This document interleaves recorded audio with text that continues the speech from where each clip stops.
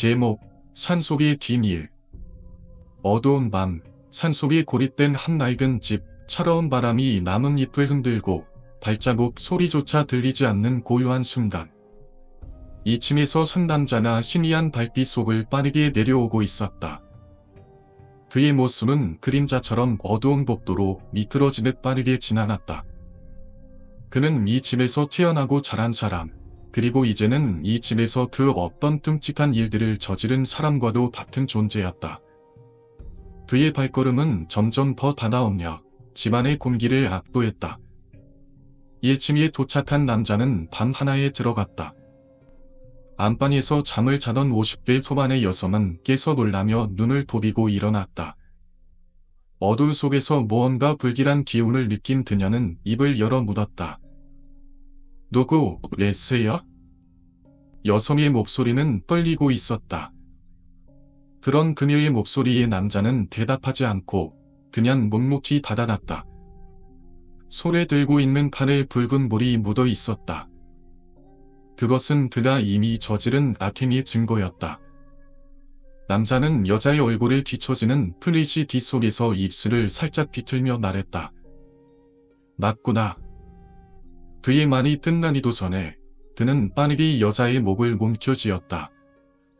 여자는 소리 지르며 발버둥쳤지만 이미 아무도 그녀의 뒤면에 반응할 수 없었다. 고립된 산속, 사람 하나 없을 이곳에서 그녀의 목소리는 그저 소금이 흩어졌을 뿐이었다. 잠시 후 그녀는 싸늘한 주검이 되어 바닥에 쓰러졌다. 피가 흘러나오는 곳에서 남자는 천천히 칼을 내려놓고는 다시 어두운 복도로 사라졌다. 이 사건이 밤산에게 전해지기까지는 며칠이 걸렸다. 밤산은 잠시나마 이 사건을 잊고 싶었지만 그의 머릿속에서는 끊임없이 그 여성의 얼굴과 피비린내가 떠올랐다. 그가 사는 도시는 조용하고 외딴 곳이었기에 이런 일이 벌어졌다는 소식은 이미 지역 사회에 퍼졌고 밤산의 사무실에도 의뢰가 들어왔다. 밤산은 요즘 일을 찾는 데 어려움을 겪고 있었다. 자주 일거리가 없어서 이번 달 사무실의 월세를 낼 수 있을지 걱정이었다. 이번 달에도 일이 없으면 어떻게 하나. 밤산은 창가에 서서 한숨을 내쉬었다. 이사한 사무실은 이전 사무실보다 월세가 2배나 비쌌다. 게다가 퇴상도 전 직원으로 채용했기에 일이 없으면 더 큰 부담이 될 것이라는 사실이 그의 마음을 더 무겁게 했다. 그런데 갑자기 사무실 문이 열렸다. 밤산은 그 소리에 놀라서 고개를 돌렸다. 2명의 의뢰인이 들어왔다. 중년의 여성과 젊은 남자였다. 여성의 투정은 무언가를 잃은 사람처럼 처져 있었고 남자는 매우 피곤한 듯한 투정이었다. 그들의 투정을 본 밤산은 감히 그들의 사연이 평범하지 않음을 직감할 수 있었다. 어머, 어떻게 오셨어요? 소파에 앉아있던 미나나 의뢰인들을 맞이하며 일어섰다. 여미라 안강산 탐정사무소 맞지요? 중년 여성은 미나를 뚫어지게 쳐다보며 물었다. 네, 맞아요. 잘 오셨어요. 미나는 의뢰인들을 소파에 앉혔다. 밤산은 그들의 이야기를 들어보았다. 무슨 일로 오셨을까요? 밤산이 조심스럽게 물었다. 저희 어머니와 동생이 한밤중에 산에 다녔습니다. 젊은 남자가 침착한 목소리로 말문을 열었다. 밤산은 잠시 그들을 바라보며 고개를 끄덕였다. 정말 참담한 일이네요. 그런데 어디서 그런 일이 벌어졌나요? 양남굴에 있는 별장에서요. 중년 여성은 말을 이어갔다. 남자는 고개를 숙이며 말을 꺼냈다. 그곳에서 괴한이 들어와서 우리 어머니와 동생을 살해하고 사라졌습니다. 밤산은 그들의 말을 집중하며 물었다. 경찰에 신고하셨나요? 네, 신고한 지 2주나 넘었지만 아직 아무런 진전이 없습니다. 이 사건이 미제 사건이 될까봐 걱정입니다. 밤산은 잠시 생각을 하며 의뢰인들을 바라보았다. 그럼 그 별장에서 이상한 점이라도 있었나요? 아니요, 아무것도 없었습니다. 범인은 그냥 어머니와 동생만 죽이고 사라졌습니다. 밤사는 고개를 끄덕이며 계속해서 질문을 던졌다. 그렇다면 돌아가신 두 분과 원한을 가질 사람이 있었나요? 여자는 고개를 저었다. 저는 그런 사람이 있는지 모르겠습니다. 혹시 다른 이유로 누군가나 두 사람을 노렸을 가능성은 없나요? 젊은 남자는 잠시 망설이다가 입을 열었다. 실은 제 동생이 최근에 소품샵 주인과 시비가 붙은 일이 있었습니다. 그 일이 지금 돌아가신 어머니와 동생의 죽음과 연관이 있을지도 모릅니다. 밤사는 그 말에 약간 놀라며 묻었다. 그 일에 대해 더 자세히 말씀해 보세요. 남자는 고개를 숙이며 말을 이어갔다. 제 동생은 그 소품샵 주인과 몇 번 충돌이 있었습니다. 어느 날 홧김에 상대방을 핸드폰으로 때려서 폭행 사건이 되어버렸습니다. 그 일의 이유로 상대방 쪽에서 위협을 받은 적도 있었습니다. 밤사는 잠시 고민하다가 입을 열었다. 알겠습니다. 저는 이 사건을 맡겠습니다. 의뢰인 조사서를 작성하시고 연락이 필요하면 언제든지 전화를 드리겠습니다. 의뢰인들은 밤산의 말에 고개를 끄덕이며 조사서를 작성한 뒤 사무실을 떠났다. 밤산은 마을 사람들의 말을 들으며 그들이 말한 이상한 분위기가 무엇을 의미하는지 곰곰이 생각했다. 그 집에 대해 마을 사람들조차도 주저하며 말을 꺼낸다는 점에서 뭔가 특별한 기밀이 숨겨져 있을 거라고 직감했다. 이 집이 왜 그토록 사람들 사이에서 금기시되는 장소가 되었을까? 그의 생각을 방해한 건 미나의 목소리였다. 담산 전, 잠깐만요. 이 사람에 대해 더 알아봤어요. 미나는 태블릿을 펼쳐 한 명의 남성에 대한 정보를 보여주었다. 그 남자는 모점이와 이연주와는 전혀 관계가 없지만 사건 직전 몇 차례 이 집을 방문했던 인물이었다. 미나는 그 사람의 얼굴을 열심히 살펴봤다. 이 사람은 외국인 같다 보여. 그런데 왜 그 집에 왔을까요? 이상하네요. 담사는 정보를 흡수하며 고개를 끄덕였다. 그렇다면 이 사람을 추적하는 것이 첫 번째 단계겠군. 만약 그 사람이 이 사건과 관련이 있다면 우리는 그를 추적해야 한다. 태사는 조금 불안한 표정으로 말했다. 이 집에 무슨 일이 있었던 건가요? 사람들의 말을 들으면 들을수록 점점 더 의문이 생기네요. 정말 그 집에 그런 기밀이 숨겨져 있을까? 그럴 수도 있다. 밤산이 답하며 더 많은 정보를 찾아야 한다는 결심을 다졌다. 하지만 중요한 건 그 비밀이 무엇이냐는 거다. 우리가 지금까지 본 증거들만으로는 단서를 찾기가 어려워. 미나는 다시 태블릿을 확인했다. 저기, 이 사람이 모정이와 이연지와 함께 있었다는 소문이 있어요. 그 사람은 마을 사람들과 별로 어울리지 않았고 항상 고립되어 있었죠.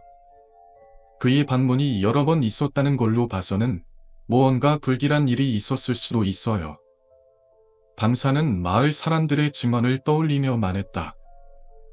그 사람이 마을에 계속 나타난다면 이 집과의 관계는 더 심각해질 수 있다. 우리가 그 사람을 찾아서 사건의 실마리를 풀어야 한다. 세 사람은 다시 SUV에 올라타고 그 사람의 흔적을 쫓기 시작했다. 밤이 짚어갈수록 밤산의 마음속에서 사건에 대한 의문은 점점 더 커져갔다. 이 사람이 어떤 관계를 맺고 있었을까? 그가 방문한 이유는 무엇일까? 산을 시골길을 지나며 한참을 달렸다. 밤산은 창밖을 바라보며 침묵을 지켰다. 생각은 계속해서 사건의 실체를 쫓았다. 그러나 마을 사람들로부터 들은 정보는 그에게 더 큰 혼란을 안겨줬다. 그 집과 그 사람 사이의 연관성은 분명히 중요한 단서였지만 그럼에도 그 사람이 무엇을 원하고 어떤 목적을 가지고 있었는지는 알 수 없었다. 차가 멈추자 간사는 먼저 내리며 주변을 둘러봤다.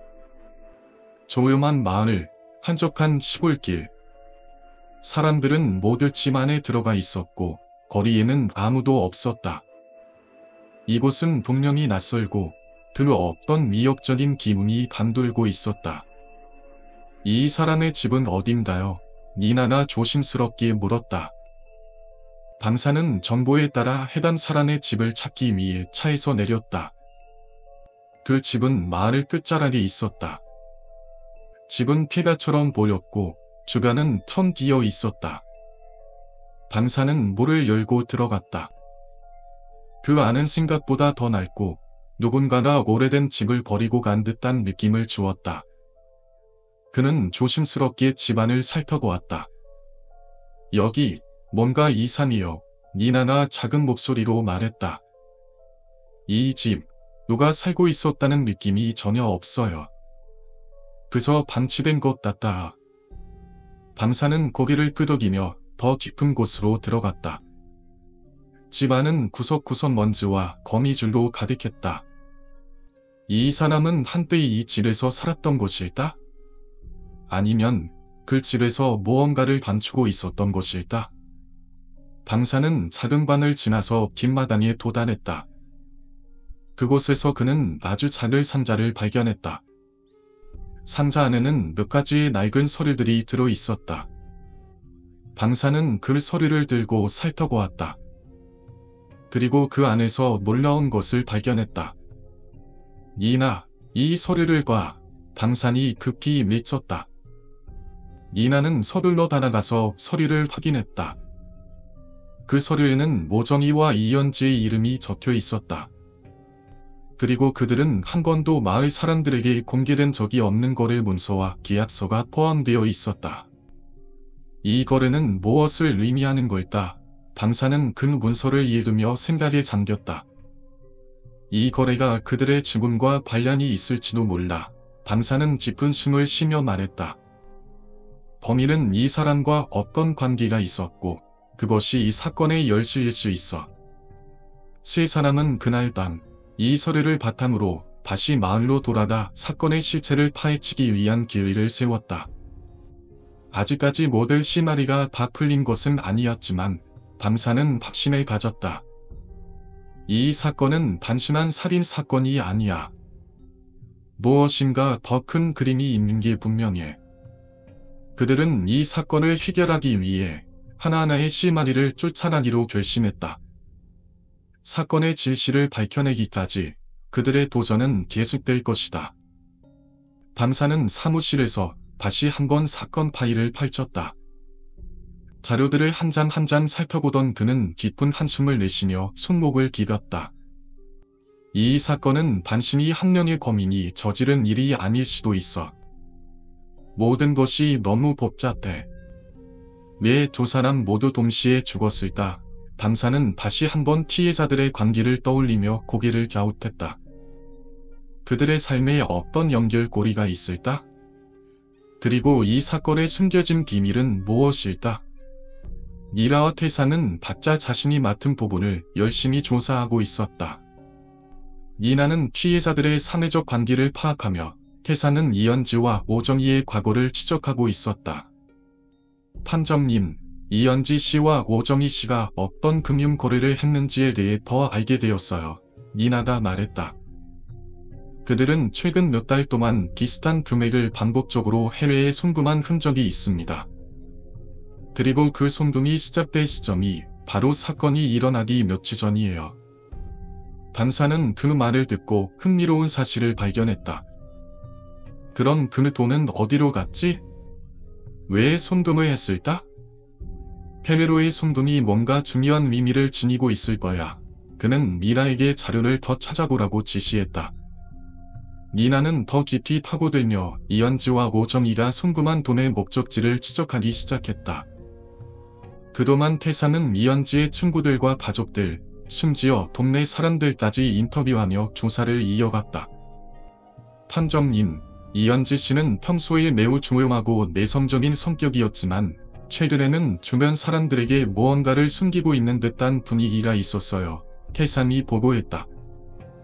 특히 그가 자주 만났던 사람 중 한 명이 있다는 걸 알게 되었습니다. 그 사람은 이현지와는 전혀 다른 스타일의 인물이었어요. 과거에 큰 금전적 손해를 본 적이 있다는 그 사람은 이현지가 손도만 금액과 관련이 있을지도 모르겠어요. 판사는 다시 생각에 잠겼다.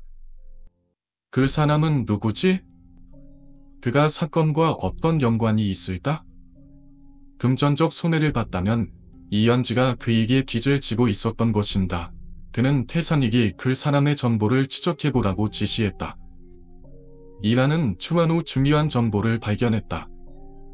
판정님, 펠리 송군의 목적지 중 하나가 최근 몇 년간 여러 차례 법적 문제를 일으킨 중동 지역의 한 회사로 연결되었습니다. 이 회사는 금융거래와 관련된 문제로 여러 번 경찰 조사를 받았던 곳이에요. 그곳에서 무언가 비밀스러운 일이 벌어지고 있을 가능성이 커요. 판사는 그 정보를 바탕으로 사건의 실마리를 진 느낌이 들었다. 이제야 조금씩 풀리는군. 이현지와 오전이의 죽음은 단순히 강도나 오갈적 범행이 아니었어. 그들 모두 어떤 큰 음모의 일환으로 죽임을 당한 걸 수도 있다. 이 연관된 사람들과 그들의 기밀이 사건의 진실을 가리고 있을 거야. 판사는 사건을 풀어나가는 데 있어서 중요한 단서를 발견한 것 같다. 그날, 그는 미라와 태산과 함께 이현지와 오전이가 연루될 사건의 핵심 인물을 찾아내기 위해 본격적으로 조사를 시작했다. 그들의 죽음이 단순히 개인적인 문제에서 발생한 것이 아니다. 더 큰 조직적 대오가 있다는 직감을 가진 판사는 긴장감을 늦추지 않았다. 그들은 점점 더 많은 정보를 쏟아내며 사건을 하나씩 풀어갔다. 이현지와 오정이가 과거에 일어난 사건과 관련이 있는지, 그리고 그들이 숨기고 있던 비밀이 무엇인지를 알아내기 위해 철저히 분석했다. 피의자들이 남긴 자료들을 통해 그들이 다루었던 복잡한 금전적 거래와 관련된 인물들이 점점 더 드러나기 시작했다. 그날 저녁, 판사는 사무실에서 늦게까지 자료를 검토한 후 중요한 결론에 도달했다. 이 사건의 범인은 단순한 개인적인 원한에 의한 것이 아니다. 큰 조직의 일부가 이들을 처리하려고 했던 것이다. 이현지와 오전이는 어떤 중요한 정보를 알고 있었고 그것이 그들을 죽음으로 몰고 간 이유다. 판사는 팀원들에게 이 사실을 전하며 사건을 마무리 짓기 위한 다음 단계로 나아갔다. 우리는 이제 이 조직의 실체를 밝혀야 한다. 그들이 어떤 이의를 위해 두 사람을 죽였는지, 그리고 그들의 목표가 무엇인지를 알아내야 한다. 그날 이후, 판사팀은 사건을 풀기 위한 마지막 단서를 찾아내기 위해 계속해서 조사와 추적을 이어갔다. 이 사건의 끝은 아직 보이지 않았지만, 판사는 확신을 가지고 있었다. 이 사건은 단순히 하나의 범죄 사건에 그치지 않고 더 큰 음모와 관련이 있다는 사실을. 시간이 지나면서 사건은 점점 더 복잡해졌고 판사는 그 어느 때보다도 조심스럽게 모든 단서를 연결해 나갔다. 그는 이제 모든 가능성을 열어놓고 수사를 진행하고 있었다. 이 사건이 정말로 끝낼 때까지 우리는 끝까지 포기할 수 없어. 범인은 분명히 우리 앞에 나타날 거야. 판사는 다짐했다. 고요한 도시의 밤, 판사는 별장을 떠나며 사건의 실체를 풀기 위한 여정에 몰두하고 있었다. 그의 머릿속에는 여러 가지 의문이 떠오르고 있었다.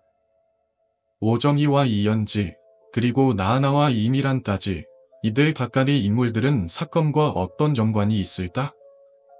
판사는 그들에게 숨겨진 진실을 찾기 위해 끊임없이 정보를 모았다. 사건의 실체를 파헤치기 위해 그가 이번에 찾아나야 할 곳은 바로 이현지의 집이었다.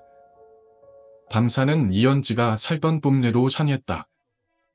도심 외곽에 위치한 이곳은 고즈넉하고 한적한 분위기였다. 주택가 골목을 지나 이현지의 집에 도착한 판사는 문을 두드렸다. 잠시 후 안에서 발소리가 들리더니 문이 열렸다. 그곳에 서 있던 것은 이현지의 친구인 김시진이었다. 저기, 이현지 씨와 관련된 일로 좀 여쭤볼 게 있어요. 판사는 자신의 신고를 밝히며 말했다. 김시진은 잠시 망설이다가 판사를 집 안으로 초대했다. 이연지. 지금은 다들 그녀를 잊고 싶어하는 것 같아요. 그런데 갑자기 왜 김시진은 방산에게 의아한 투정을 지었다. 그녀의 목소리에는 여전히 이연지에 대한 복잡한 감정이 묻어났다. 방산은 상황을 잘 파악하고 있었지만 여전히 많은 의문이 남아 있었다. 이연지 씨와 무슨 일이 있었나요? 최근에 어떤 일이 있었는지 그녀의 마지막 순간에 대해서도 알고 싶습니다. 방산은 조심스럽게 질문을 던졌다. 김시진은 한숨을 내쉬며 대답했다. 사실 이연지와 오정희는 꽤 오랫동안 얽혀 있었어요. 둘은 어느 순간부터 서로에게 의심을 품기 시작했죠. 그리고 어느 날 그들 사이에서 일이 터졌어요. 오정희가 이연지에게 돈을 빌린다고 했고 이연지는 그것을 받아들이지 않았어요. 그때부터 둘 사이의 갈등이 시작됐죠. 김시진은 고통스러운 표정을 지으며 말을 이어갔다. 그런데 그 갈등이 결국 이연지의 죽음으로 이어진 건가요? 방사는 차분히 물었다. 김시진은 잠시 머뭇거리다가 대답했다. 그렇다고 할 수 있어요. 이연지는 오정희가 죽은 후 불안한 마음을 감추지 못했어요. 오정희의 죽음과 관련된 모든 것을 알고 있는 사람이었죠. 그래서 이연지는 몇 번이나 경찰에 자수하려고 했지만 결국에는 그저 시간을 보내는 것처럼 보였어요. 그녀는 끝까지 자신을 보호하려 했고 그 결과로 모든 것이 망가진 거죠. 김시진은 말을 마친 후 무거운 분위기를 자아내며 고개를 숙였다. 방사는 김시진의 말 속에서 많은 것을 읽을 수 있었다. 이연지의 죽음은 단순한 사고나 우연이 아니었다. 그 이면에는 깊은 갈등과 의혹이 숨겨져 있었다. 방사는 다시 한번 사건의 핵심을 파악하려 애썼다. 이연지와 오정희의 관계는 무엇이었을까? 그들이 서로 싸우고 있었던 이유는 무엇일까? 방사는 김시진에게 더 많은 질문을 던지며 사건의 실마리를 하나씩 풀어나가기로 결심했다. 이연지와 오정희 사이에 돈과 관련된 문제가 있었다고 했죠? 구체적으로 어떤 일이 있었던 건가요?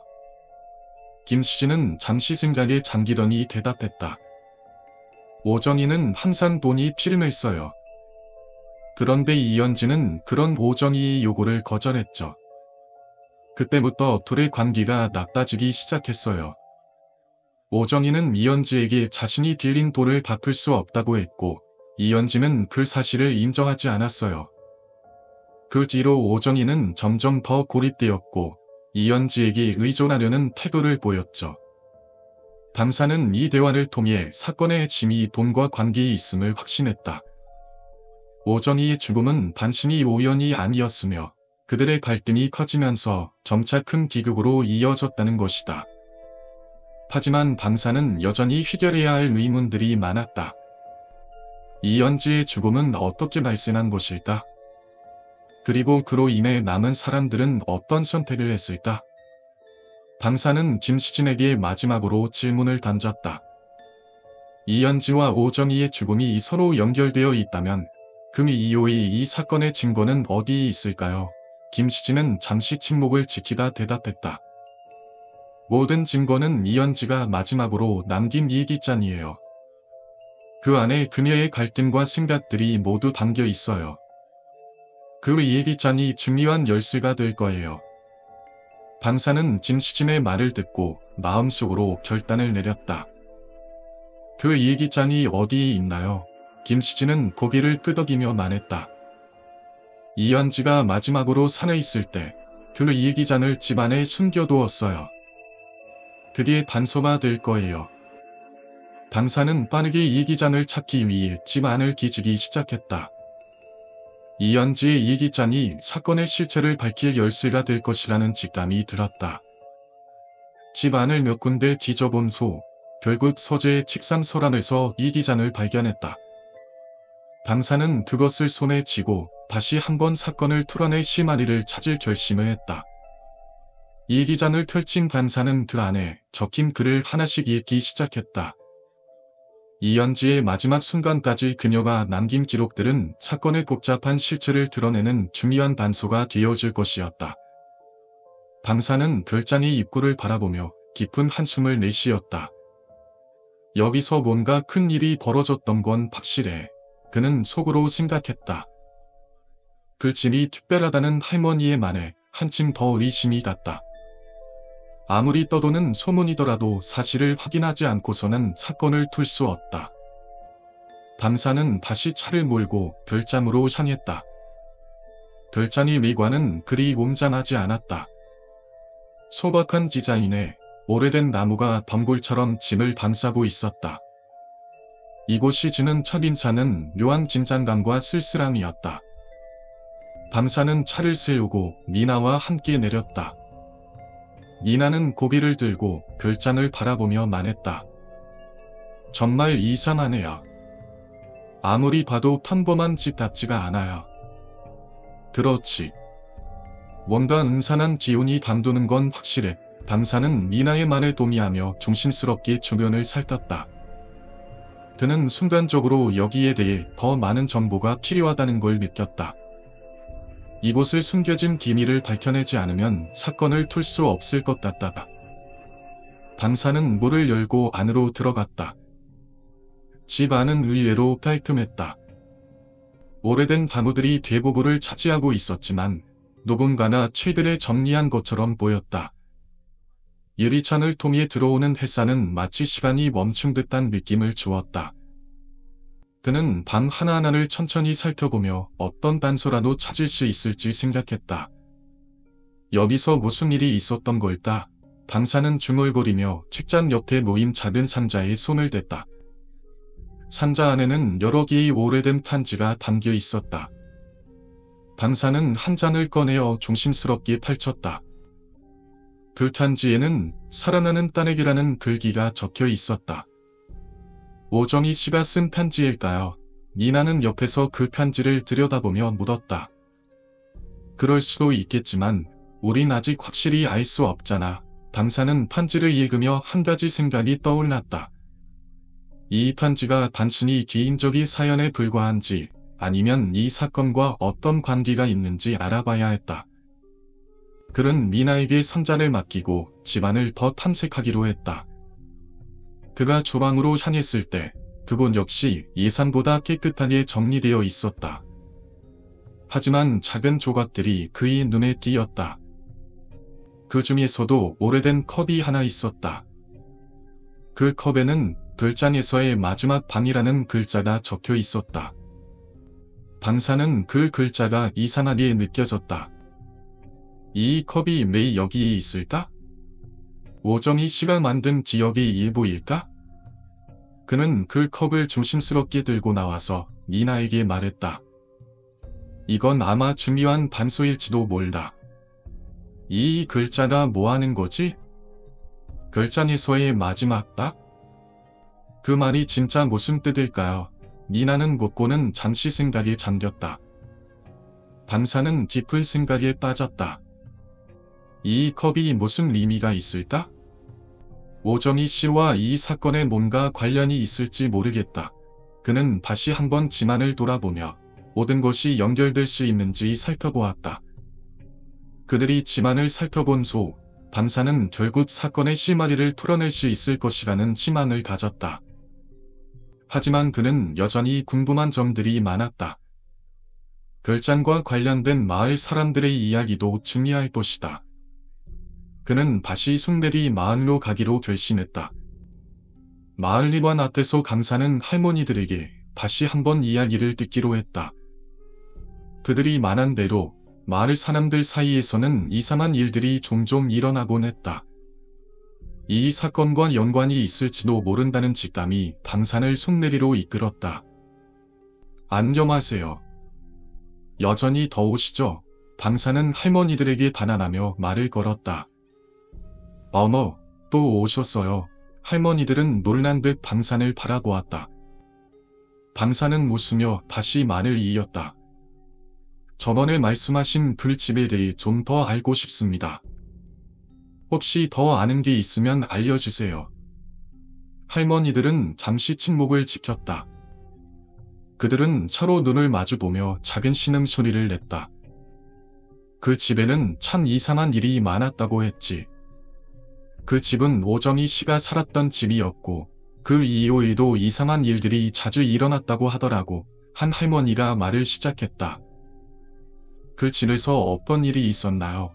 밤사는 더 많은 정보를 얻고자 재촉했다. 그냥 평범한 집이 아니었다고. 사람들이 그 집에 들어가면 뭔가 이상한 기운을 느낀다고 했다고. 밤에만 그런 일이 일어나는 게 아니라 낮에도 아무도 그 집에 가까이 가려고 하지 않았어. 할머니는 깊은 한숨을 내쉬며 말을 마쳤다. 밤사는 그 이야기를 듣고 더욱 확신을 갖게 되었다. 이 사건은 단순히 범죄가 아닌 무언가 더 큰 기밀을 품고 있을 가능성이 커졌다. 이제 그 집에 있는 모든 것들이 중요해졌다. 그가 다음에 해야 할 일은 이 집의 모든 흔적을 자세히 파악하고 그 안에서 진실을 밝혀내는 것이다. 그날도 어김없이 햇살은 뜨겁고 마을의 거리도 여전히 고요했다. 밤사는 대화에 집중하며 할머니들의 말을 듣고 있었다. 별장집과 그곳에 살던 사람들의 이야기가 점점 더 신비롭게 얽히고 있었다. 그들의 삶은 마치 어두운 그늘에 가려져 있는 것 같다. 밤사는 그 모든 의무를 풀기 위해 서서히 그곳을 파고들고 있었다. 할머니들의 입을 통해 들려오는 이야기는 어느 하나도 평범하지 않았다. 니나는 그들의 말을 귀담아 듣고 있었지만 그녀도 가끔씩 그들의 시선에서 벗어나곤 했다. 누군가가 그녀를 주목하는 것 같은 기분이 들 때면 그녀는 몸을 움찔하고 시선을 돌리곤 했다. 마치 이곳이 단순한 마을이 아니다. 무엇인가 숨겨진 기밀이 가득한 장소처럼 느껴졌다. 밤사는 더 많은 정보를 얻기 위해 할머니들과의 대화를 계속 이어갔다. 할머니들 중 한 명은 속삭이듯 말했다. 이곳의 사람들은 별장에 사는 사람들과 거의 교류가 없었어. 그들만의 세계가 있었지.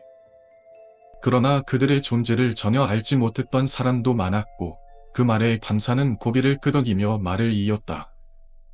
그럼 그 사람들에 대해 더 아는 사람이 있나요? 할머니들은 잠시 침묵을 지켰다. 그들의 눈빛은 마치 오래된 지역을 떠올리듯 멀리 떨어진 곳을 향해 있었다.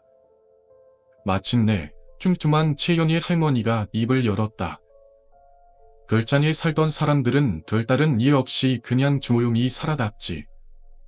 그런데 한 가지 기억나는 일이 있어.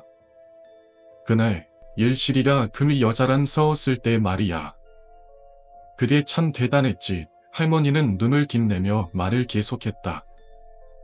그 여자, 별장집 딸내미였지. 한 번도 우리와 제대로 말한 적이 없었어. 그 여자와 싸운 일식일은 마을 사람들 중에서도 좀 악명이 자자한 인물이었지. 밤사는 흥미롭게 들으며 그 말을 이어갔다. 그 싸움이 무슨 일이었나요? 싸움이라고 해봐야 그저 말다툼이었지. 그 여자, 슈퍼에서 일하는 일식이 고모에게 사사건건 시비를 걸었어. 어느 날, 그 여자가 아무 이유 없이 일식이 고모에게 막말을 퍼붓더니 결국 일식이와 싸움이 벌어진 거야. 그 여자, 일식이 머리를 핸드폰으로 후려쳤지 뭐야. 일식이는 그 여자를 제대로 두들겨 패려고 했는데 그날 운이 좋았던 거지. 할머니는 웃으며 그 당시를 회상했다. 밤사는 그 이야기가 흥미롭다고 생각하며 더 많은 정보를 얻기 위해 물었다. 그 싸움 이후 그 여자는 어떻게 되었나요? 그 여자? 그때 이은식이가 그 여자를 제대로 대가를 치르게 했으면 좋았을 텐데 그 여자 결국 그날 집에 돌아갔어. 이은식이도 조금은 후회하는 눈치였지. 그 여자가 죽었으면 좋겠다는 생각이 들었을 정도니까. 할머니는 말하며 잠시 침묵했다. 밤사는 그 말을 듣고 더 이상 할머니들에게 질문을 던지지 않기로 결심했다. 이현지와 일식이의 관계는 점점 더 미스터리해지고 있었다. 그들의 싸움, 그리고 그 후의 일들이 그가 파헤쳐야 할 지미한 반서가 될 것 같다. 그 후 방사는 지을식을 찾기 위해 그의 집을 방문했다. 그가 집에 없다는 소식을 듣고 방사는 마음속으로 한 가지 진리를 세웠다. 지을식 씨가 어디 있는지 알아내야겠다. 그는 그가 자주 가는 반가로 향했다. 그곳에서 감사는 지을식을 발견했다. 지을식은 반가에서 큰 덩어리의 물고기를 잡고 있었다. 방사는 멀리서 그를 향해 손을 흔들며 다다랐다. 지을식 씨, 그의 이름을 부르며 다다다자 지을식은 깜짝 놀란 표정으로 돌아보았다. 지을식 씨, 별장에 살던 사람들, 그를 죽은 거 아시죠? 방사는 그가 다가오자 물었다. 지을식은 잠시 생각에 잠겼다가 고개를 저으며 말했다. 나는 그들과 별로 관계가 없었지. 그 말이 너무나도 확실하고 냉담하게 들려 방사는 의심을 품었다. 그런 그날, 당신은 뭘 하고 있었나요? 방사는 더 깊이 파고들었다. 나는 그냥 집에서 쉬고 있었어요. 특별한 일은 없었죠. 지을식은 어색한 웃음을 지으며 대답했다. 하지만 방사는 그가 무언가 숨기고 있다는 것을 직감했다. 그날 집에 계셨다고요? 그런데 제 어머니는 집에 혼자 계셨다고 하던데요. 방사의 말에 지을식은 순간 방황한 표정을 지었다. 뭐라고요? 어머니가 그런 말을 했다고요? 방사는 그 말을 듣고 지을식이 더 이상 거짓말을 하지 않기를 바랐다. 하지만 그의 태도는 더욱 의심을 일으켰다. 그럼 그날 별장에 갔나요? 방사는 결단을 내렸다. 당신, 그날 별장에 갔었죠?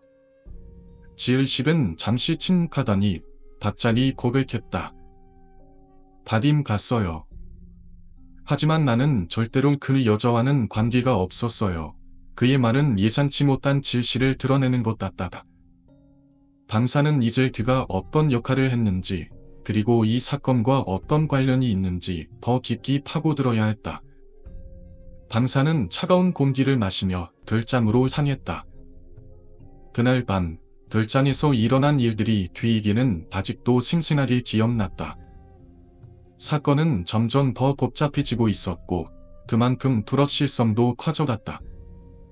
방사는 미나와 함께 사건의 실마리를 찾기 위해 다시 한번 그곳을 찾기로 결심했다. 둘은 다시 차를 타고 고요한 거리를 달렸다. 이번에는 과거와는 다른 긴장감이 두 사람을 감쌌다.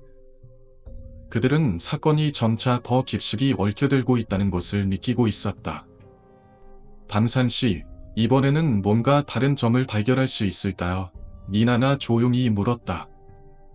방사는 잠시 생각에 잠긴 후 대답했다. 이번에는 꼭 뭔가를 찾을 거야. 이 사건은 단순한 살인이 아니야. 그 안에 더 깊은 의미가 숨어 있을 거야. 우리가 그걸 찾아내야 해. 차는 결국 별장에 도착했다. 방산과 미나는 조심스럽게 차에서 내려 그곳으로 걸어갔다. 문을 열고 안으로 들어가자 그동안 본 것보다도 더 큰 공포가 그들을 맞이했다. 아무도 없는 고요한 공간에서 방사는 순조하게 발걸음을 내디디며 모든 곳을 점검하기 시작했다. 그의 손전등, 불빛이 벽을 비추자 그 던에 붙어있던 낡은 종이 한 장이 눈에 띄었다. 그 종이는 미나의 손에 의해 조심스럽게 뜯어졌다. 방사는 그 종이를 보며 눈을 크게 떴다. 이건 뭐지? 미나가 물었다. 방사는 그 종이 위에 적혀있는 기호와 숫자를 유심히 살폈다. 이건 단순한 메모일 수 없어. 분명 뭔가를 의미하는 거야. 그동안 우리가 조사해온 사건과 연결이 될 수도 있어. 두 사람은 그 종이를 손에 쥔 채 다시 한번 주변을 살펴봤다. 방사는 무언가를 발견한 듯 문을 열고 안쪽으로 들어갔다. 밤하늘은 아무리 봐도 여전히 고요했다.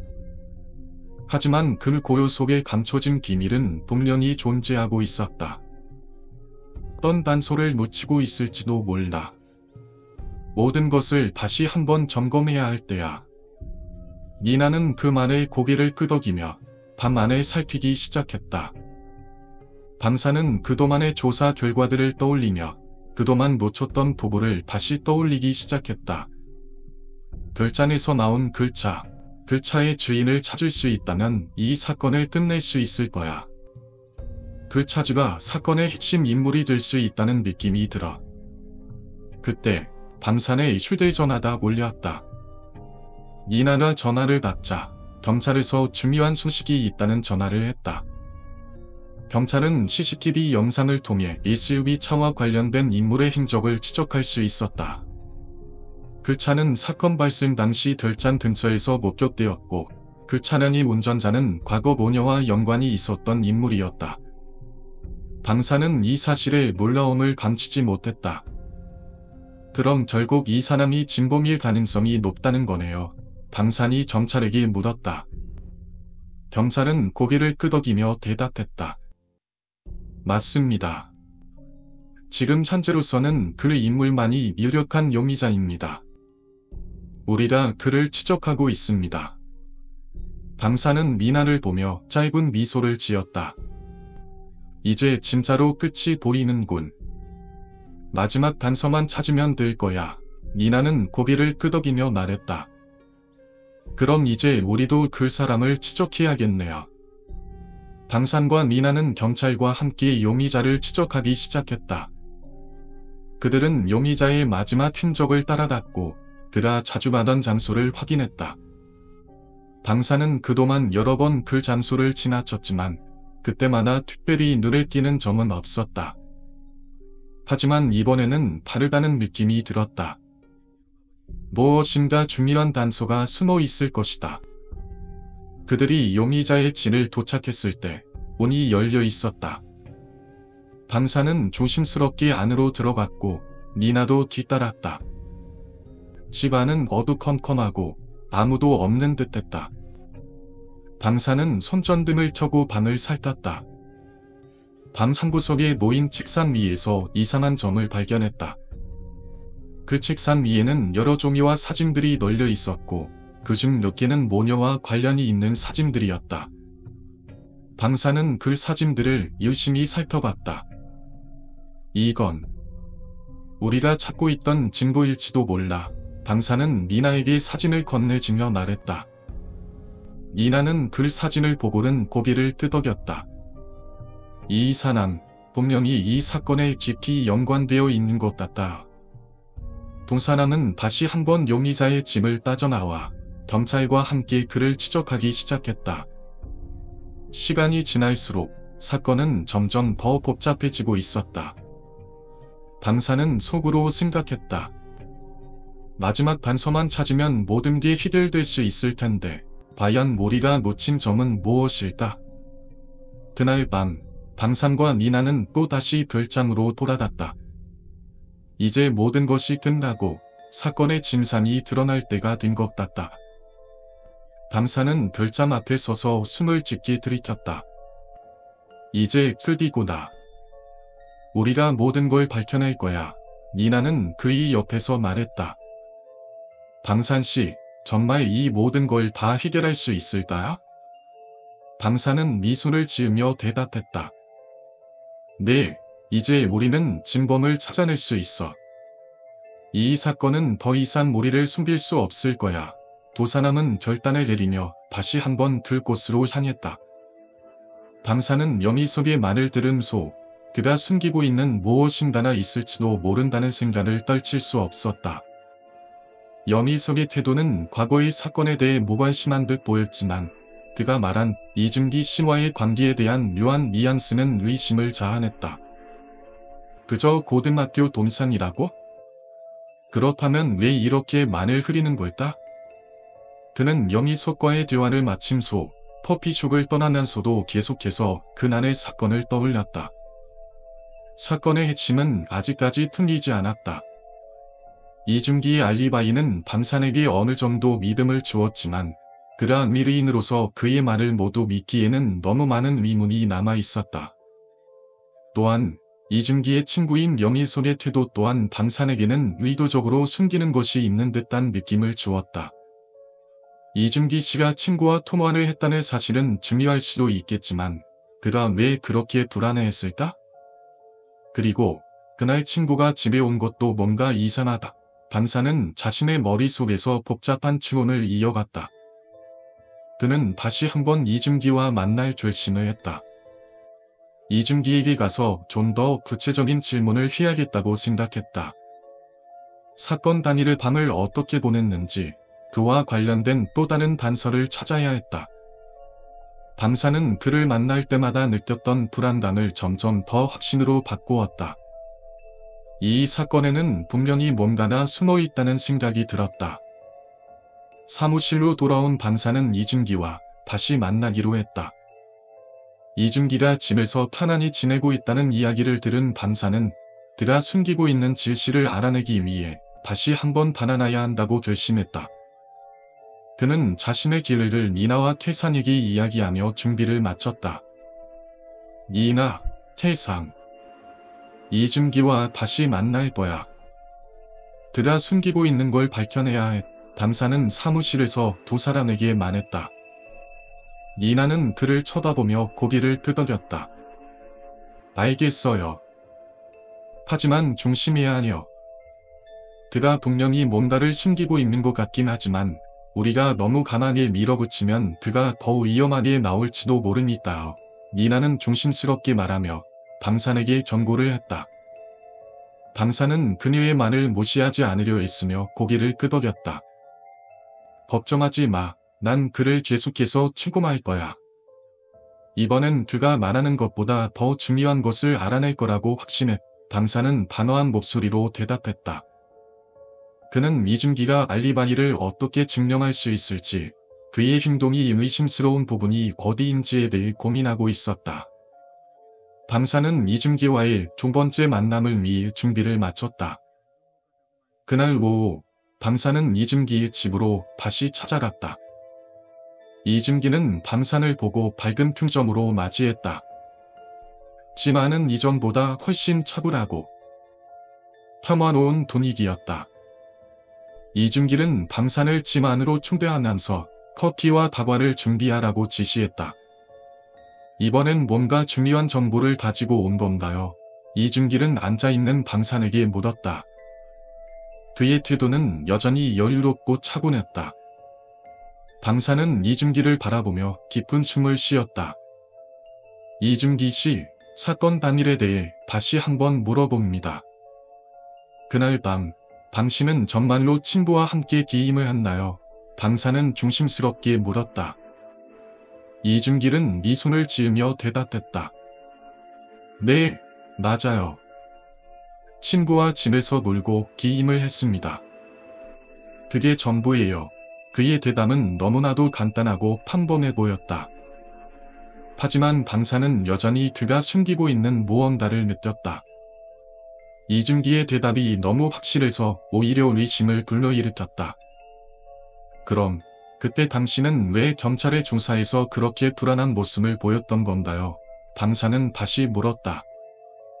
이준기의 표정이 잠시 굳어졌다. 그는 잠시만을 멈춘 후 천천히 입을 열었다. 불안했다고요? 그럴 리가요. 저는 그냥 사건이 너무 끔찍했기 때문에 그랬던 것 같아요. 제 가족이 그런 일을 당하다니 어떻게든 진실을 알고 싶었을 뿐이에요. 이준길은 자신이 느꼈던 고통을 표현하려 애썼다. 그러나 밤사는 그의 말에 불편함을 느꼈다. 그럼 사건 당일에 당신은 정말로 아무 일도 하지 않았나요? 기임을 한 이후에는 계속해서 손자였다고요. 밤사는 다시 한번 물었다. 이준길은 약간 놀란 표정을 지었다. 그렇게 말하면 마치 내가 범인인 것처럼 들리네요. 정말 그렇지 않아요. 저는 그날 밤 그냥 혼자 있었을 뿐이에요. 이준기의 목소리에는 단한 감정이 섞여 있었다. 그의 말투는 점점 더 공격적으로 변해갔다. 밤사는 이준기의 반응을 지켜보며 그가 숨기고 있는 진실을 파헤쳐야겠다고 결심했다. 그는 더 이상 이준기의 말을 믿을 수 없다는 확신을 가지기 시작했다. 이준기는 뭔가를 숨기고 있다. 그가 기임을 했다고 주장하는 시간대에 분명히 이상한 점이 있다. 방사는 이준기에게 달아나서 단호한 목소리로 말했다. 이준기 씨, 이제 그만 숨기지 말고 진실을 말해주세요. 당신은 사건과 어떤 연관이 있을지도 모릅니다. 이준기는 순간 얼굴을 굳혔다. 방산의 말에 그의 태도가 달라졌다. 그의 눈빛이 급격히 변화하더니 방산을 끝바로 쳐다보며 입을 열었다. 그래, 그렇다면 알고 싶으면 말하겠습니다. 사실은 그날 밤 저는 그때 좀 이상한 일이 있었어요. 제 어머니가 죽기 전날 어머니는 저에게 중요한 말을 남겼어요. 추전의 끝, 숨겨진 진실.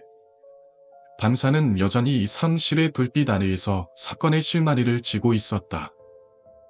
그는 이 사건이 단순한 살인이 아니었다는 것을 점점 더 확신하게 되었다. 이준기, 이연지, 그리고 여민석. 그들의 관계를 하나하나 추적하며 방사는 이 사건을 풀어내기 위한 단서를 조금씩 모아가고 있었다. 이라와 퇴사는 이미 중요한 정보를 얻었다. 이준기와 여미석 사이의 금융거래 내역과 그들이 주고받은 메시지는 사건의 전말을 파헤칠 수 있는 중요한 실마리였다. 특히 이준기와 이연지의 관계가 사건의 핵심인 것 같다.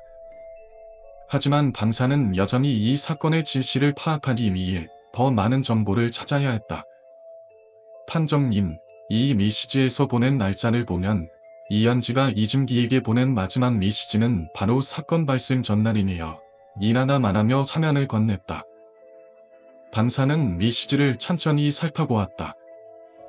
그 메시지의 내용은 두 사람의 관계가 범행과 관련이 있다는 것을 암시하고 있었다. 하지만 무엇보다 중요한 것은 이연지가 사건 단위를 예고하는 듯한 메시지를 보냈다는 사실이었다. 다 끝내고 나면 우리가 원하는 대로 해. 이연지의 메시지에서 나온 이 문구는 방산에게 큰 충격을 주었다. 범행을 계획한 사람은 이준기와 이연지 둘뿐만이 아니다. 그들이 의도적으로 여미석을 끌어들였다는 점에서 사건은 더욱 복잡해졌다.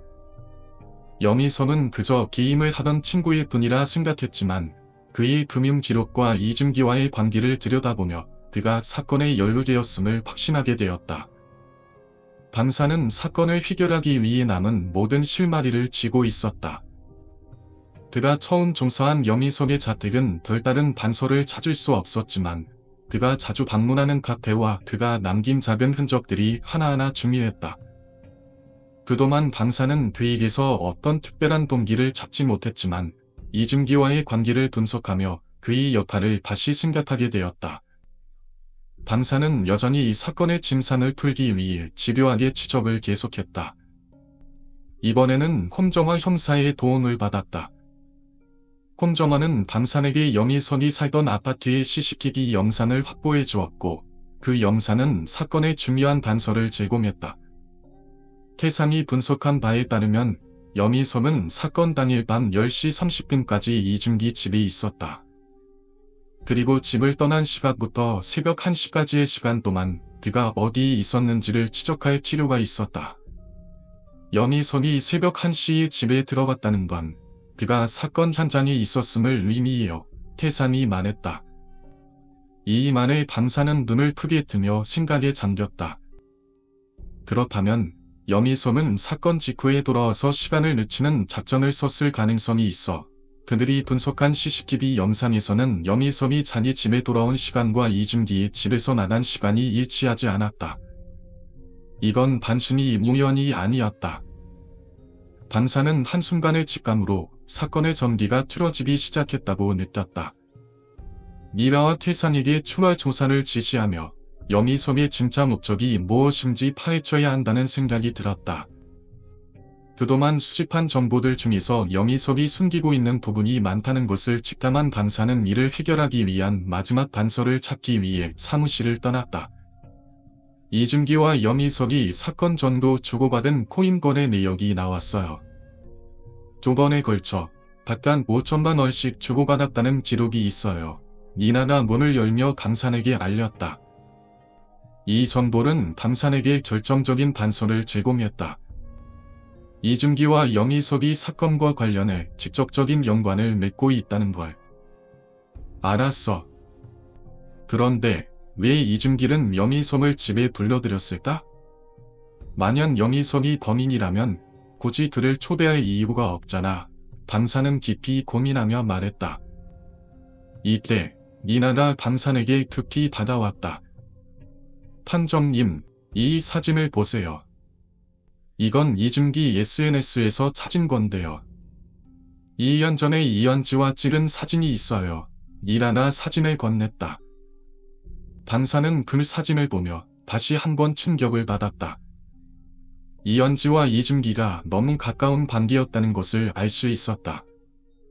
이 사진을 보니 이 두 사람이 단순히 친한 친구가 아니라 연인 관계일 수도 있다는 생각이 드네요.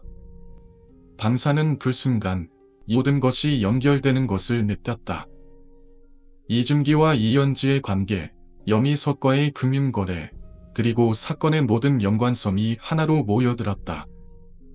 그는 이 사건을 더 이상 미룰 수 없다고 생각했다. 이 사건의 진실은 단순한 살인 사건이 아니야. 이런 사람들의 숨겨진 감정과 그들이 감추려했던 기밀이 얼진 복잡한 사건이야. 강산은 다짐하며 다시 사건을 추적하기로 결심했다. 이 사건의 모든 퍼즐을 맞출 준비가 되어 있었다. 강산은 집을 떠나기 전에 다시 한번 이준기의 저택을 둘러봤다. 사건의 진실을 파헤치는 데 있어 중요한 단서들이 여전히 그곳에 있을지도 모른다는 생각이 들었다.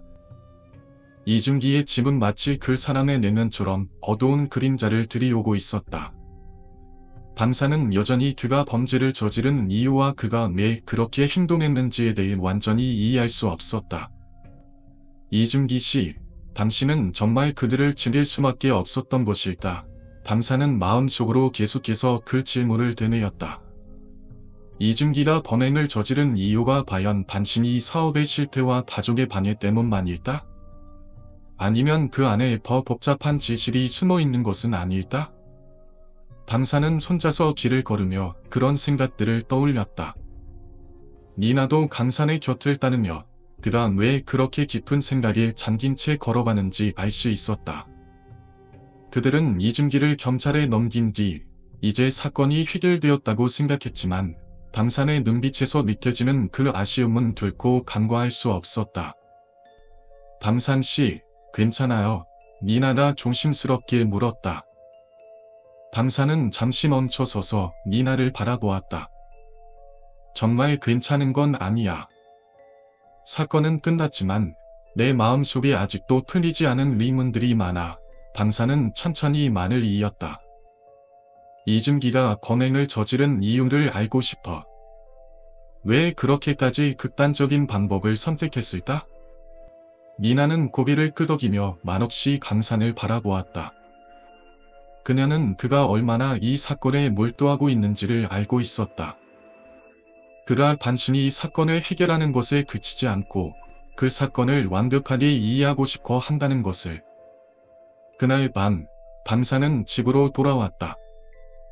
하지만 집에 들어서자마자 다시 한번 사건에 대한 의문이 머릿속을 떠나지 않았다. 그는 한참 동안 책상앞에 앉아 있었고 그동안 모은 자료들을 다시 한번 정리했다. 이준기의 과거, 그의 가족, 그리고 그가 저지른 범죄의 배경을 하나하나 추적해가며 생각을 정리했다. 이준기가 과거에 겪은 어려움들, 그리고 그가 겪은 가족 간의 갈등이 어떤 영향을 미쳤는지에 대해서도 다시 생각해 보았다. 어머니와 동생을 죽이기 전에 그들은 분명히 많은 갈등을 겪었을 것이다. 그러나 그것이 그를 범죄의 길로 이끌 만큼 강한 동기가 되었을까?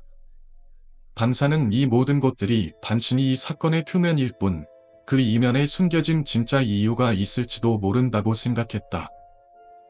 그날 밤 강산은 여러 가지 가능성을 생각해 보았다.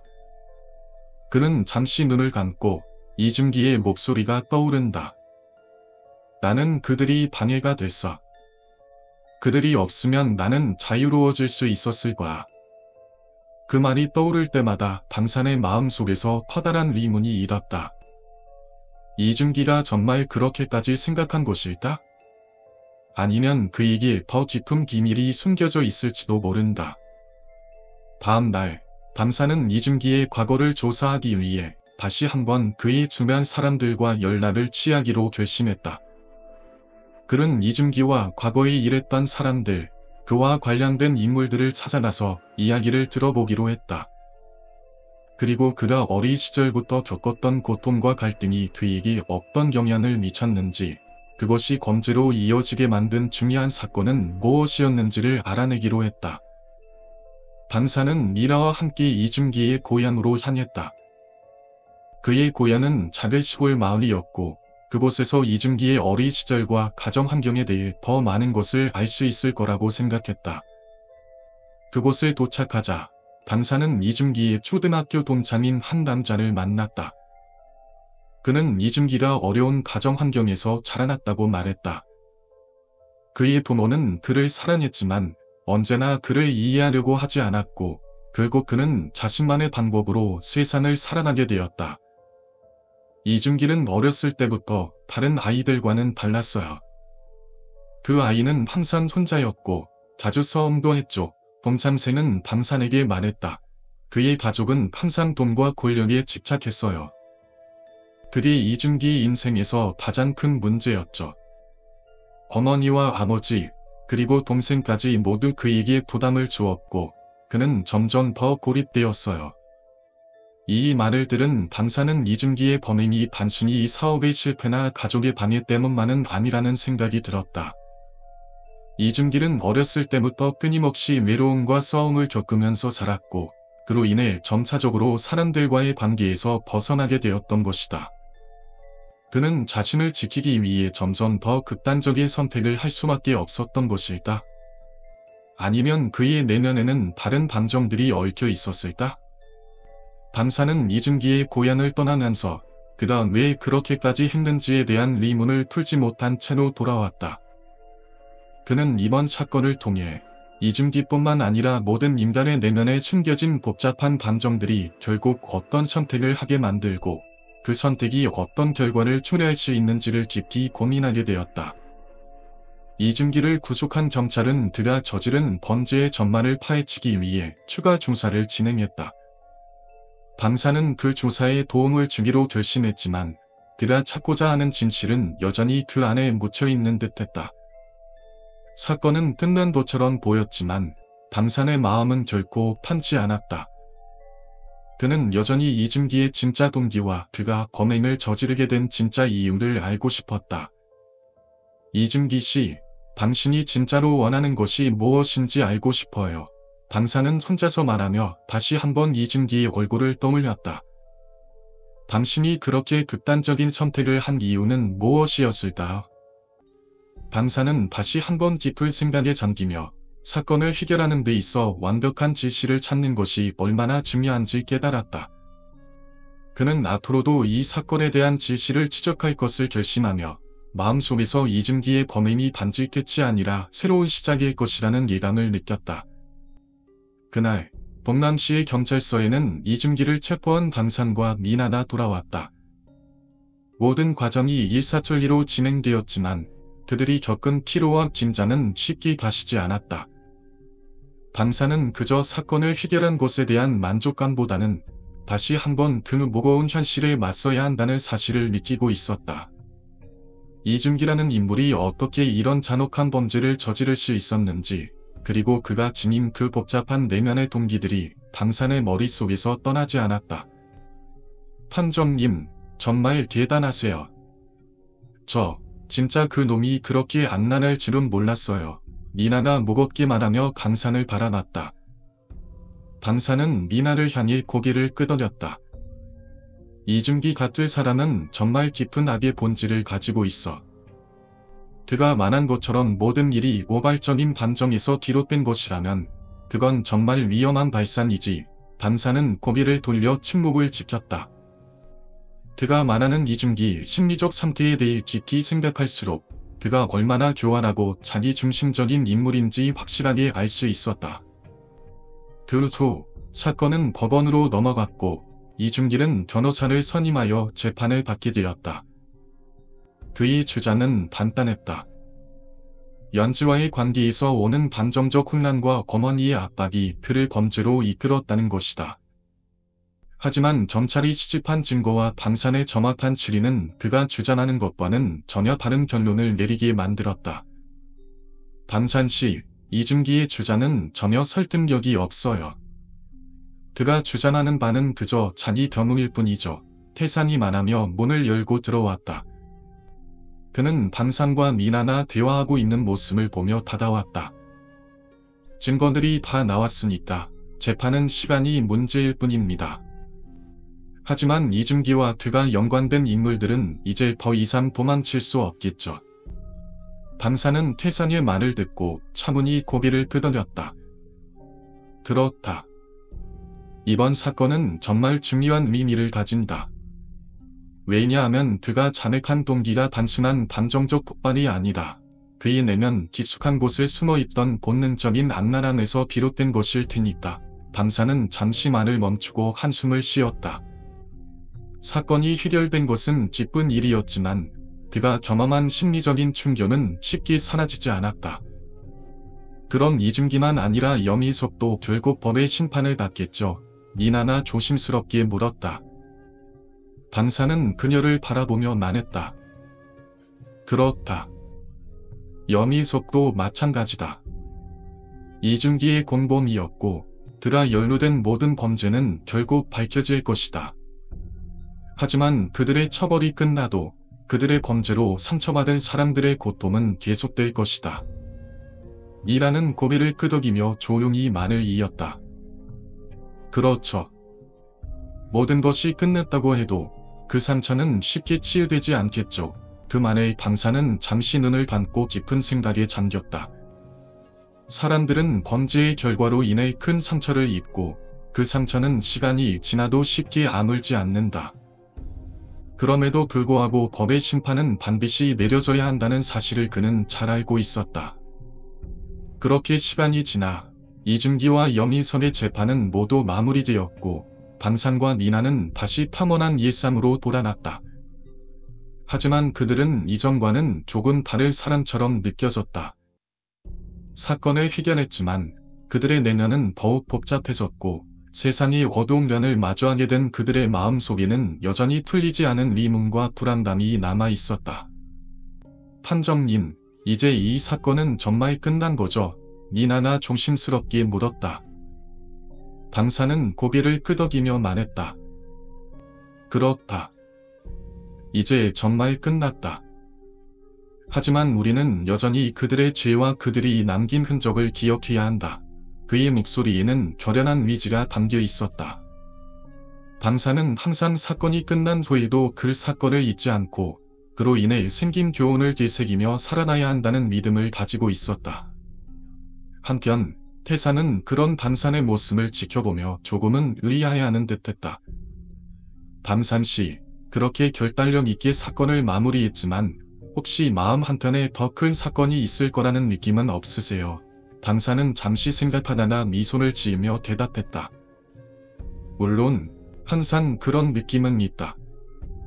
세상은 끊임없이 변하고 또 다른 사건들이 우리를 기다리고 있을 테니까. 하지만 그때마다 우리는 최선을 다해 그 사건을 해결할 것이다. 그들이 다가오는 새로운 사건에 대비할 준비를 하며 방산과 미나는 다시 한번 서로를 믿고 의지하며 새로운 시작을 맞이할 준비를 했다. 그들은 단순히 사건을 해결하는 것에 그치지 않고 사람들의 고통을 이해하고 그것을 덜어주기 위해 계속해서 노력할 것을 다짐했다. 자, 오늘은 정말 고생 많았어요. 이제 모든 것이 끝났으니 우리 다 같이 잘 먹고 잘 쉬어야겠죠. 태산이 말하며 웃었다. 그들의 얼굴에는 다시 한번 편안한 미소가 번졌다. 이 사건이 끝났다고 해서 그들의 삶이 완전히 평화로워지는 것은 아니었지만 적어도 그들은 서로를 믿고 의지하며 새로운 하루를 맞이할 준비가 되어 있었다. 방사는 미나와 태산, 그리고 자신이 함께하는 모든 순간을 소중히 여길 것임을 확신하며 다시 한번 그들만의 고요한 일상으로 돌아갔다.